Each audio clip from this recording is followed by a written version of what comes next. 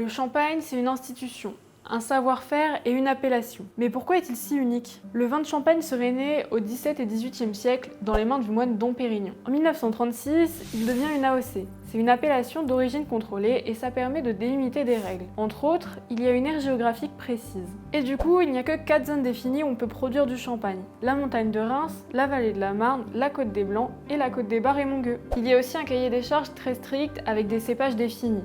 Le chardonnay, le pinot noir et le meunier. Il y a aussi les pratiques culturelles avec le travail du sol, la récolte avec les vendanges, la vinification, le vieillissement, etc. etc.